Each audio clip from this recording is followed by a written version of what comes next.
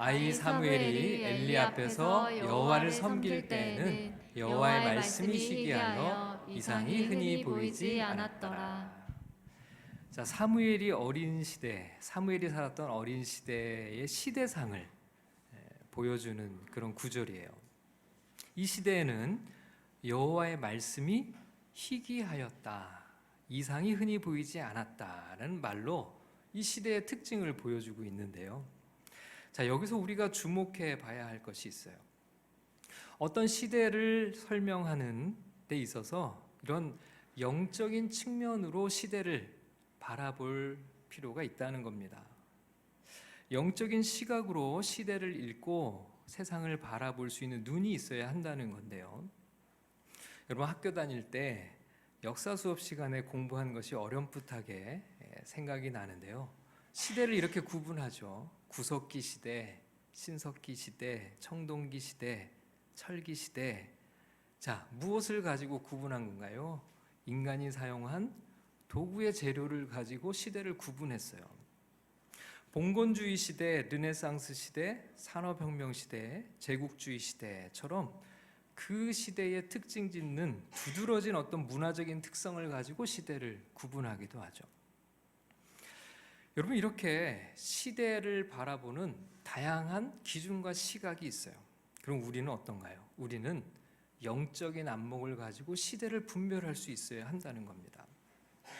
한 시대를 바라보고 읽어내는 다양한 시각들이 존재하지만 우리가 간과하지 말아야 하는 것이 있다는 거예요. 우리가 살아가는 시대는 과연 어떤 시대인가? 특별히 영적으로 우리는 어떤 시대를 살아가고 있는가 하는 거죠. 여러분, 아까 읽은 말씀을 보면 사무엘이 살았던, 사무엘이 어린 시절에 그 시대는 여호와의 말씀이 희귀하여서 이상이 흔히 보이지 않던 시대였다고 말씀해요. 영적으로 어떤 시대였다는 겁니까? 어두운 시대였던 거죠. 하나님을 믿는 사람들, 하나님을 믿고 따르는 사람들, 하나님을 찾는 사람들이 거의 없었던 시대예요. 그래서 하나님의 말씀을 듣고 어떤 하나님 안에서 체험을 하고 영적인 경험을 하는 일도 흔치 않았던 시대라는 겁니다. 자, 그렇다면 어떤 시대도 있을까요? 정반대의 시대도 있겠죠. 영적으로 매우 활기찬 시대가 있어요. 많은 사람들이 하나님을 예배하고 하나님을 찾습니다. 말씀의 은혜가 풍성하고 다양한 영적인 경험과 체험들이 넘치는 시대예요. 간증이 가득한 시대예요. 우리는 이런 시대를 가리켜서 부흥의 시대라고 얘기를 합니다. 부흥의 때라는 거죠. 여러분, 어느 시대에 신앙생활을 하고 하나님을 섬기며 살아가는 것이 용이할까요? 당연히 부흥의 시대겠죠. 영적으로 매우 어둡고 침체된 시대에 신앙생활을 한다는 것은 여간 힘든 일이 아닙니다. 여러분, 저도 어린 시절을 회상해 보면 제가 어린 시절은 참 신앙생활하기 좋았던 시절이었어요. 아무리 작은 교회도요, 주일학교는 넘쳤습니다. 개척교회도요, 교회 학교, 주일 학교는 가득했고 여름 성경학교면 앉을 자리가 없었어요. 그 시절은 한국 교회가 크게 부흥하던 시대였습니다. 교회들마다 장년 숫자보다 주일학교 숫자가 훨씬 많았어요. 전도하기도 쉬웠어요. 학교에 가면 교회 다니는 친구들이 많았고 교회에 관심을 가진 친구들이 아주 많았어요. 어린 아이들 사이에서도 영적인 간증이 넘쳤어요. 근데 여러분, 지금은 어떨까요? 지금 우리 자녀들은 전혀 다른 시대를 살아가고 있습니다. 이 어린 사무엘의 시대와 비슷한 시기를 지금 맞고 있어요. 자, 오늘 말씀을 보니까 아이 사무엘이 엘리 앞에서 여호와를 섬길 때에는 여호와의 말씀이 희귀하여 이상이 보이지 않더라. 여러분, 우리 자녀들이 경험하고 있는 지금 시대는요, 지금 이 상황과 아주 흡사합니다. 여러분, 우리가 신앙생활할 때 우리가 특히 믿음이 좋았다고 보기가 좀 어려운 측면이 있어요. 우리는 그런 시대에 신앙생활을 했어요. 근데 여러분, 우리 자녀들의 지금 신앙생활을 하는 이 시대는요, 정말 힘들고 어려운 시대예요. 지금 아마 친구들이 경험하는 것은 학교에 가면 교회 다니는 친구들이 별로 없을 거예요. 교회 와도 친구들이 별로 없어요. 여러분 여러 가지 통계 지표를 보면 오늘 한국 교회에 주일 학교가 아예 없는 교회가 절반이 넘었다고 그래요. 주일 학교가 아예 없는 교회가요.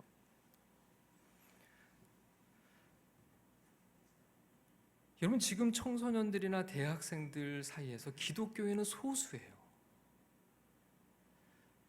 여러분 오늘 7명의 청소년들이 입교하고 세례를 받는데요. 정말 우리가 많이 축하하고 축복하지만 또 많이 기도해 줘야 할 중요한 책임은 우리에게 있어요. 우리 학생들이 정말 예수 믿기 힘든 시대에 예수를 믿고 살아가고 있다는 거예요. 우리가 많이 지지해 주고 격려해 주고 힘이 되어 줘야 됩니다. 여러분 앞으로는 어떨까요? 앞으로는 점점 더 심해질 것을 예상하게 돼요. 영적인 먹구름이 밀려오고 있어요. 여러분 이런 시대 한가운데서 우리는 어떻게 신앙을 지켜가야 할까? 여호와의 말씀이 희귀하고 이상이 보이지 않는 이런 영적인 시대를 그럼 그리고 우리 자녀들은 어떻게 살아가야 하는가? 여러분 오늘 이 아이 사무엘의 말씀 속에서 그 해답을 함께 찾아보려고 합니다. 주님이 주시는 귀한 은혜가 우리 모두에게 임할 수 있기를 주님의 이름으로 축복합니다. 아멘. 첫 번째는 예배의 삶에서 승리해야 한다는 겁니다. 여러분 1절 말씀을 다시 한번 읽어보겠습니다. 자, 시작. 아이 사무엘이 엘리 앞에서 여호와를 섬길 때에는 여호와의 말씀이 희귀하여 이상이 흔히 보이지 않았더라. 아이 사무엘이 엘리 앞에서 여호와를 섬길 때는 이라는 구절이 있죠. 여호와의 말씀이 희귀하고 이상이 흔히 보이지 않는 시대 가운데서도 아이 사무엘은 무엇을 하고 있었습니까? 여호와를 섬기고 있었다. 성경이 그렇게 말씀해요. 자, 그러면 오늘 우리가 하나님을 섬긴다, 우리가 여호와를 섬긴다는 것은 무엇이 있을까요? 자, 그 첫 번째가 바로 예배죠. 여러분 예배는 우리가 섬김받는 자리가 아니에요. 나를 위한 자리, 내가 은혜 받고 내가 무언가를 얻으려고 오는 자리가 아니에요. 이 예배의 자리는 우리가 하나님을 섬기기 위해서 모인 자리고 이 시간 주님을 섬기는 삶을 살기로 결단하는 자리예요. 우리를 구원하신 하나님, 이 세상을 창조하시고 다스리시는 하나님, 우리를 자녀 삼으신 하나님께 사랑을 고백하고 감사하고 찬양하고 경배하기 위해서 모인 자리죠. 예배는 그래서 하나님을 섬기는 자리예요. 그렇기 때문에 여러분 영적으로 어두운 시대가 되면 제일 먼저 무엇이 식어질까요? 예배가 식어집니다. 그건 당연하겠죠. 여러분 한 개인의 삶도 마찬가지예요. 우리가 믿음이 식어지면 제일 먼저 어떤 증상이 나타날까요? 예배가 시들시들해져요. 예배에 소홀해집니다. 이것이 영적인 어두움의 특징이에요. 하나님을 섬기려는 마음이 생기지 않는 거죠. 예배는 하나님을 섬기는 건데 하나님에게 별 관심이 없어요. 오직 자기 자신에게만 관심이 과도하게 집중돼요. 그래서 영적인 침체가 시대에 드리워지면 제일 먼저 예배가 흔들립니다. 여러분 영적으로 아무리 어두운 시대가 찾아와도 예배가 흔들리지 않아야 버틸 수 있어요. 여러분 항상 그 시대가 영원할까요? 영적으로 어두운 시대가 영원할까요? 아니에요. 영적인 부흥의 시대가 영적인 어두움의 시대로 바뀌면 또다시 우리는 희망을 봐요. 영적인 먹구름이 걷히고 영적으로 밝은 시대가 올 거예요. 그 시대가 올 때까지 우리는 어떻게 합니까? 버티는 거죠. 말씀을 붙들고 예배의 자리에서 버티는 거예요. 사무엘은 여호와의 말씀이 희귀하여 이상이 흔히 보이지 않던 시대임에도 여호와를 섬기는 자리를 지키고 있었어요. 여러분 신앙생활이 무미건조하고 은혜가 마르고 영적인 체험이 없어질 수 있어요. 지금 사무엘이 경험하는 것은 그렇죠. 여호와를 섬기고 있지만 여호와의 말씀이 희귀하여 이상을 경험할 수 없는 그런 시대를 살고 있었어요. 우리도 그럴 수 있어요. 영적인 그런 체험이 넘치는 시대가 아니라 뭔가 신앙이 침체된 시대를 보낼 수 있어요. 하나님의 은혜가 마구 부어지는 때가 있지만 하나님이 계시지 않는 것처럼 느껴지는 시대가 있어요. 모든 사람이 하나님을 모르고 살아가는 시대를 살아갈 수 있어요. 날마다 은혜가 폭포수처럼 부어지면 얼마나 좋겠습니까? 그러나 그렇지 않은 시대가 있다는 거예요. 그런 것이 시대적으로 아주 희귀한 그런 때가 있다는 거예요. 그럼에도 불구하고 예배의 자리를 지키는 것, 묵묵히 하나님을 섬기며 살아가는 것, 여러분 그것이 믿음이고 진정으로 하나님을 따르는 삶이 된다는 겁니다. 여러분 사실 이 시대가 이렇게 영적으로 암울하고 어두운 시대였던 배경에는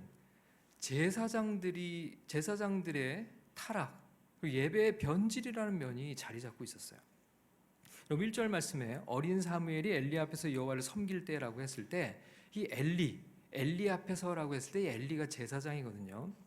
그런데 이 제사장의 두 아들 홈니와 비느하스라고 하는 이 제사장의 두 아들도 제사장이었는데 성경이 이 두 아들에 대해서 이야기할 때 아주 충격적인 말씀을 기록합니다. 자, 사무엘상 2장 12절 말씀에 이런 구절이 있어요. 엘리의 아들들은, 자, 다 같이 한번 읽겠습니다. 시작. 엘리의 아들들은 행실이 나빠 여호와를 알지 못하더라. 여러분 여기서 엘리의 아들들은 누구라고요? 제사장들이었어요. 근데 제사장들이 어떻게 살았어요? 여호와를 알지 못하더라. 여호와를 알지 못하는 제사장들이 예배를 집례했습니다. 제사를 집례했어요. 백성들을 하나님께로 잘 이끌어야 할 제사장들이 오히려 하나님을 모르는 사람들이었다. 행실 또한 매우 나빴다.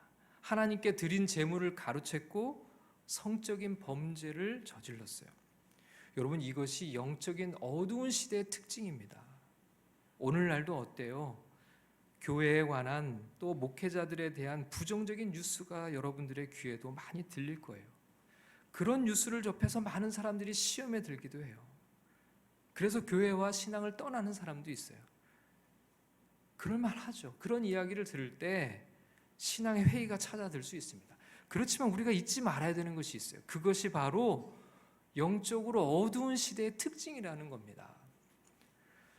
여러분, 하나님이 안 계셔서 그런 일이 생기는 것이 아니라 영적으로 어두워서 그런 일이 생기는 것이라는 거예요. 짙은 먹구름이 몰려와서 대낮이 칠흑같이 깜깜해졌다고 해서 해는 더 이상 존재하지 않는다고 얘기할 사람은 없어요. 여러분 영적으로 어둡다고 해서 하나님이 존재하지 않는다고 여기는 그것은 정말 어두운 어리석은 행동입니다. 이런 어둠의 시대를 이겨가야 하는 것이죠.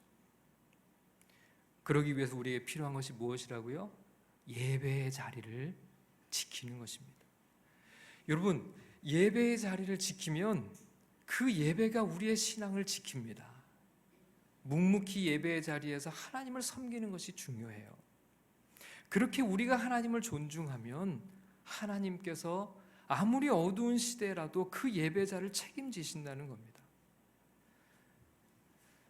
어떤 영적으로 어두운 시대 가운데서도 예배의 삶에서 승리하는 믿음의 사람들이 다 되시기를 주님의 이름으로 축원합니다.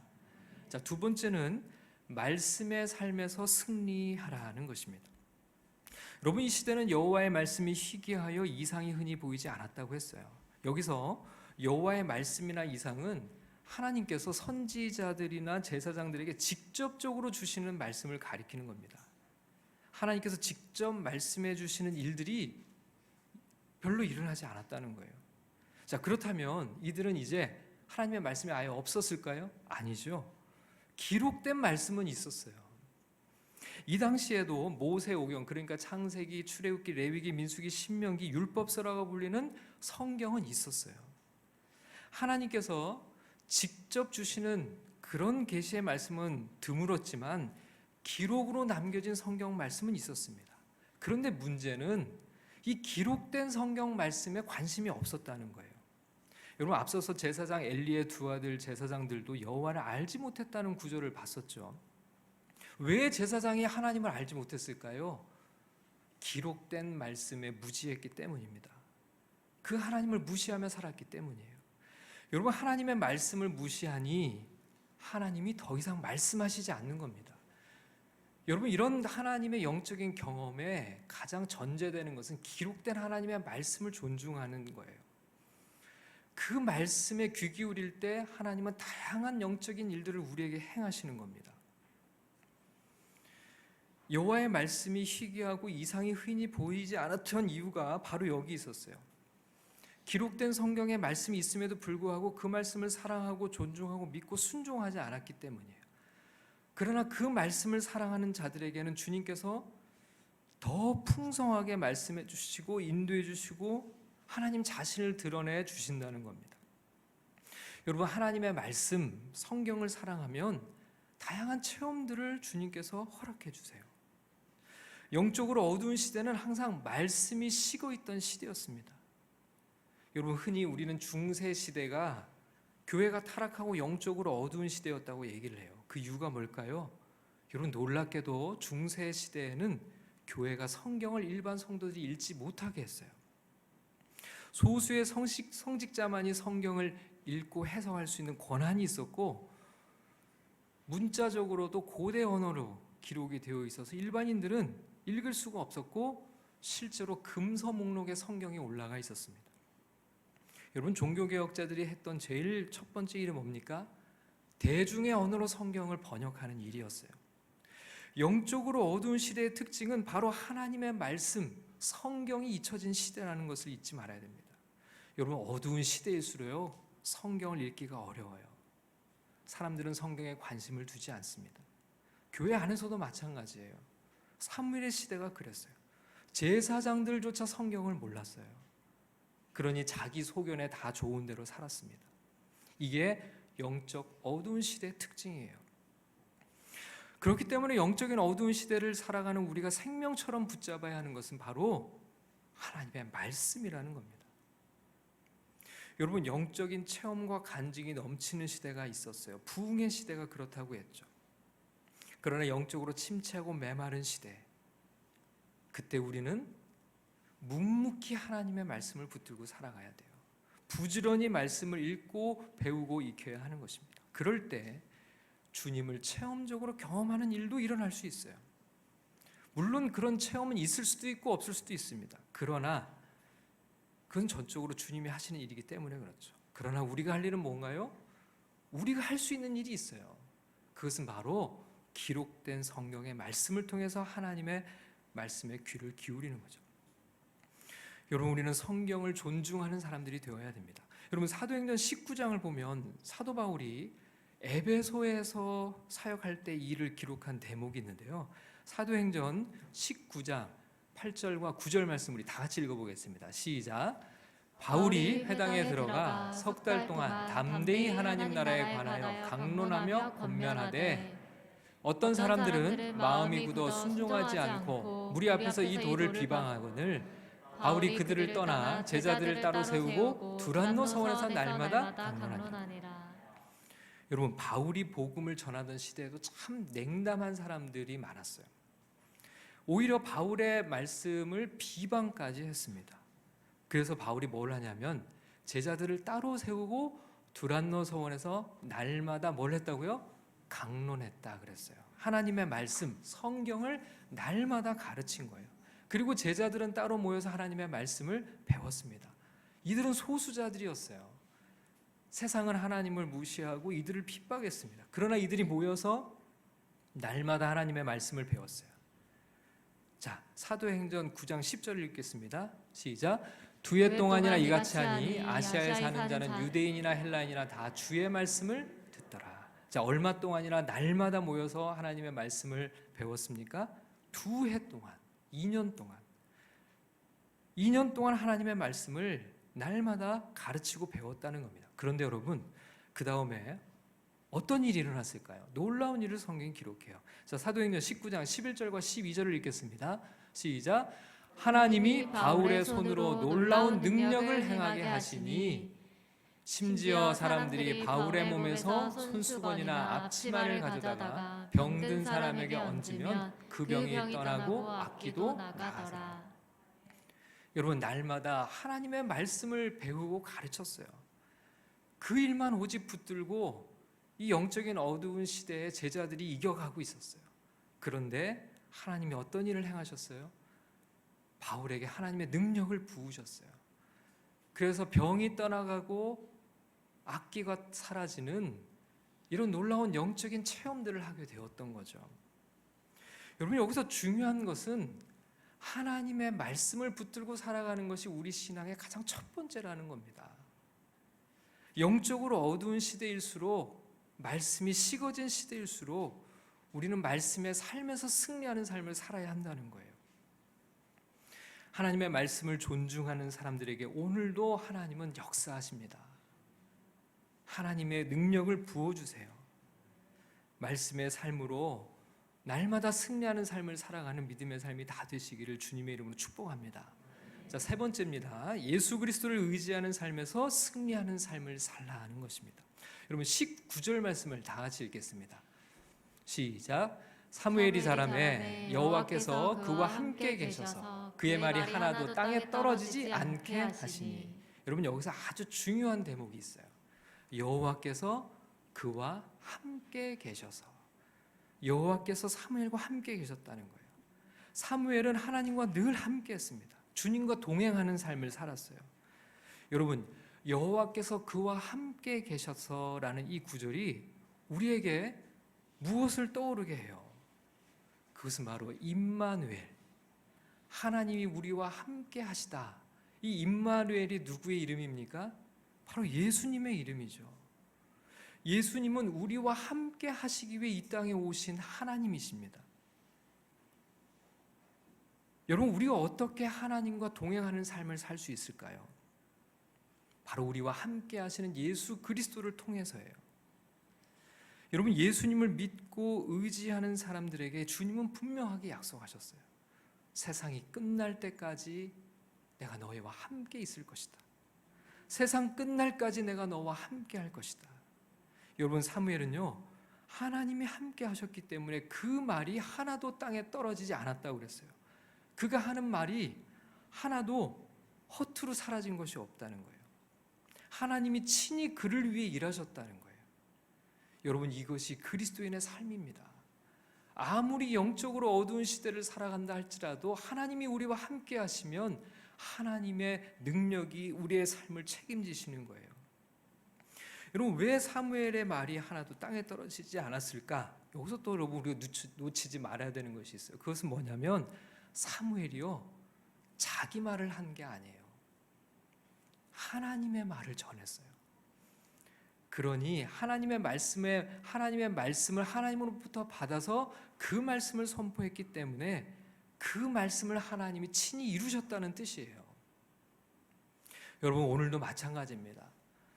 우리가 주님의 약속을 의지하여 그 말씀을 믿고 살아가면 그 삶을 하나님이 책임지세요. 그 약속을 하나님이 성취하게 하셔요. 여러분, 성경의 말씀을 믿고 살아가는 사람의 인생은 하나도 땅에 떨어지지 않습니다.